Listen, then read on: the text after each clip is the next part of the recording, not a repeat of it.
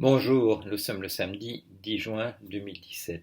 Et comme nous sommes un samedi, ce n'est pas le temps qu'il fait, c'est autre chose. Nous sommes un samedi matin et j'ai un petit peu de temps devant moi, ce qui n'est pas toujours le cas. Et une pensée m'est venue, parce que je me trouve dans la ville de Namur et je me trouve pas loin de Dinan qui est aussi sur la Meuse.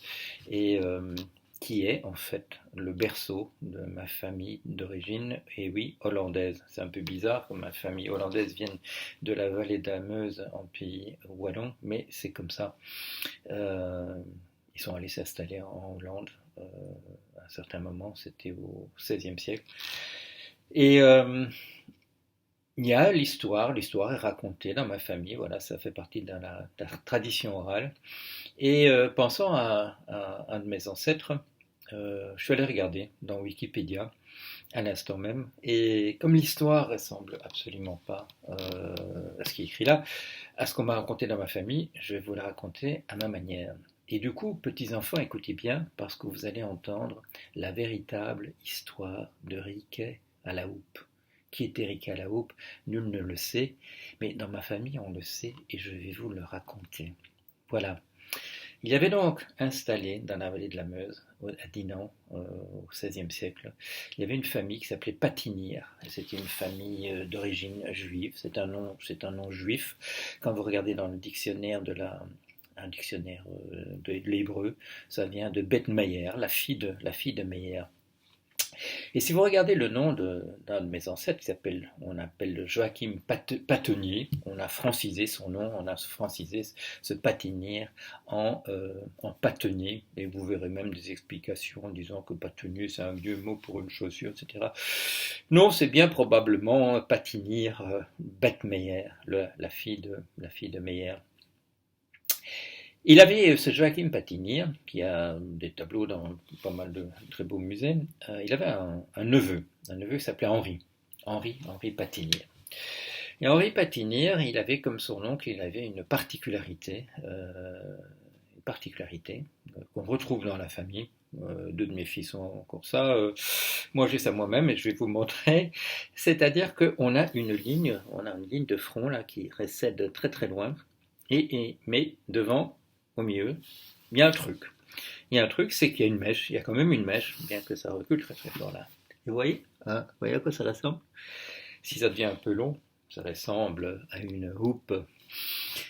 Quand Henri Patinier s'est trouvé en Hollande comme peintre, on lui a donné un surnom. On l'appelait Henri Met de Blesse, c'est-à-dire littéralement en français Riquet à la houppe. Le petit Henri avec une houppe. On nous dit voilà, vous allez voir ça dans Wikipédia que c'est probablement parce qu'il avait des cheveux blancs, mais non, c'est pas des cheveux blancs, vous voyez, c'est ce truc-là, c'est ce machin qui a l'air de sauter du front et qu'on voit d'ailleurs il y a quelques gravures de Henri Met de Blesse à l'époque, c'est très visible. Et si vous regardez les gravures qui ont été faites de lui, vous voyez qu'il a un visage très marqué. Il a un visage qu'on appellerait aquilin, qui correspond assez bien à cette image classique, je dirais, du juif sus, c'est-à-dire avec des traits très marqués, un nez très grand et un nez assez crochu. Et ce qui explique pourquoi dans la légende qui a circulé, on dit qu'il était très très laid. C'est une forme de beauté différente des canons classiques. Et en italien, on l'appelait Civetta, on l'appelait la chouette. On l'appelait la chouette parce qu'il avait justement ce visage et ce profil qui avait l'air d'avoir un bec de chouette, probablement son nez crochu. Et du coup, qu'est-ce qu'il a fait, ce peintre? Il a caché sa signature sous la forme d'une petite chouette qu'on retrouve dans l'ensemble de ses tableaux. Et je peux vous assurer qu'on le trouve absolument partout. Il faut vraiment parfois une loupe, mais on trouve la petite chouette, on la trouve de manière très distincte dans tous ces tableaux. Il faut parfois chercher longtemps et ça a été mon cas dans un cas particulier. Alors voilà. Donc ce peintre qui s'appelle en français, on l'appelle Henri Blesse maintenant parce que le mot pour houppe en néerlandais de son surnom de Henri Patinir, Henri Met de Blesse, est resté son nom. On l'appelle vous verrez en français, on l'appelle parfois Henri Blesse du nom de Henri Houppe en néerlandais.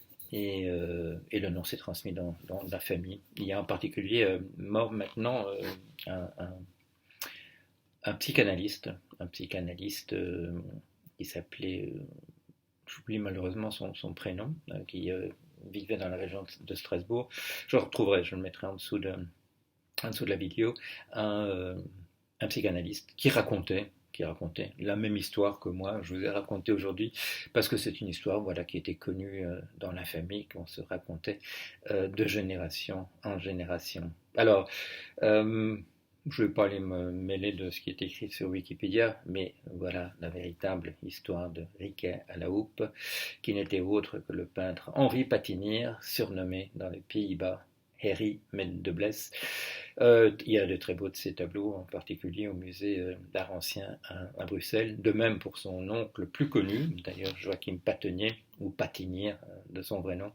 Vous allez pouvoir ça. Voilà, une petite plaisanterie historico-familialo, tradition orale, à propos de Henri Med de Blesse, appelé en français Riquet à la houppe.